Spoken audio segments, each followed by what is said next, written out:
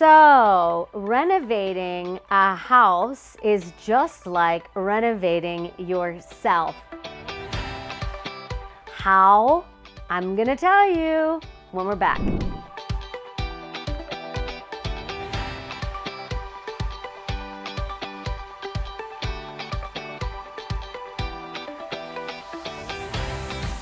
If you think about it, doing self-development is like interior renovation of yourself.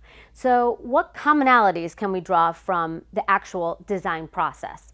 I don't know about you, but I have gone through the design process myself, both with condos, homes, and internally in my own life. And I can tell you it's messy, but it's also super fun. And what I would recommend is to first consider, what is it that you're trying to do? So, for example, what is the goal? Let's use the house for an example. Are we removing a wall? Are we repainting something?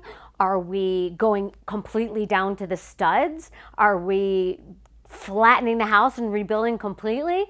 The same is true for coaching and for any kind of change that you want in your life. And you can do this if you look at it from this perspective. This gives us a really easy, clear structure to understand how to renovate yourself and do it quickly in 30 days or less. First things first, find the blueprint. Every house was built with a blueprint. So were you. It's called genetics, it's called your family, it's called culture. You have been built with somebody else's blueprint in mind.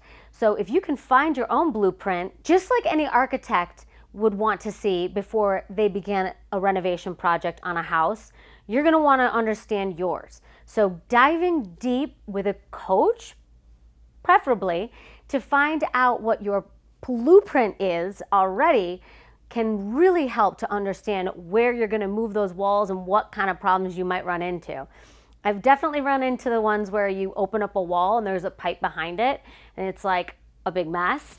So sometimes it's good to know where those landmines are before you open up a wall and walk right into a big mess. Also, it's really good to know if like the attic doesn't have good ventilation. That's something that, faulty programming coming from our childhood can help inform us on what changes we want to make next. So if you have that awareness, that's a great place to start too. Here's some key points. Have fun. Also, structure it so that it has a way of flowing through with grace and ease in 30 days. Think of it like this renovation project. Also consider that you can't do it alone. What do I mean by that? It's if you're doing a renovation project, unless you're one of these superstars on Do-It-Yourself Network or HGTV, you're gonna need some help. Chances are you're gonna need a plumber, an architect, you're definitely gonna have to call the city on zoning. So just know that when you're undergoing the interior renovation of yourself, you also probably want to bring some people along that path too.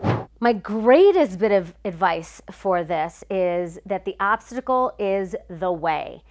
So at some point, somebody's going to go in the backyard to do something and they're going to hit a pipe and it might be the septic tank, who knows? But inside of the mud is where you find the gold. When you find the problems, that's where the gold lies. So I would be hunting first and foremost for that so that you're not surprised when it happens, but also because if you transform that area, you might not need to do a lot more else to the house. All right, so first things first, start with the bones. You have to understand that everybody has good bones. Just like a well-built house, everybody starts out pretty much whole, perfect, and complete with really good bones. And it's just a matter of getting back to that, right? So maybe there's a process of renovation that needs to happen to restore. Maybe this is a restoration project and to restore you back to who you originally were. Along those same lines, realize that just like a house, everyone has a historical timeline. So are you the old house on the block with a lot of history? Are you the crappy looking one with the bad curbside? Are you maybe limited by an HOA and what you can do in your renovations? Consider that there might be some constraints that you're working with, and it's all packaged up inside of the story that you're telling yourself about you, about your house, about the curbside, about the limitations of the HOA or the historical societies. Just consider that that might be true for you too. Be honest about what needs changing. Ask for feedback from others around you. Is the color too mustardy? i.e., is that not a really good choice to make? Same thing. Get lots of opinions. Of course, at the end of the day, what feels right for you is always going to be right. But it's always good to have other opinions. Don't get attached to things. Just like an old couch, you can say goodbye to that. You can thank it for its service and send it along to somebody else who needs it. Same thing with the baggage and the other stuff that you're carrying around right now. You can thank it for its service and send it on along in your renovation. Just like it can be somewhat hard to agree to undergo a very expensive and time-consuming renovation, you really have to consider that your space in your home is very important. Well, this is a space in a home too. So really invest in yourself and honor yourself and believe that you deserve better, because without elevating your consciousness and your awareness, you won't elevate the rest of your life. Don't put lipstick on a pig. You know when you need to take that wall down. Conversely, sometimes you just need to put a painting over it. Just stick a painting over it, or maybe some wallpaper. They have that good stuff that unsticks now. Same thing with you. Maybe it's not that big of a deal. Don't over dramatize some things that are in your life. Allow for good flow. Just like a good floor plan in a house allows for the flow of people through it and air and maybe feng shui if you get fancy enough. Same thing with you. Allow for that in your life. And then the last suggestion I have for you is to be honest and realistic about what you can actually do. Just realize that even though you can make drastic changes within 30 days, it also takes your brain a while to rewire.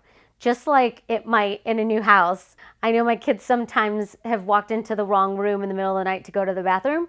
So same thing, if you're getting to know yourself again, give yourself a little bit of grace as you rewire to this new person. There is an integration process that's happening. Give it some time.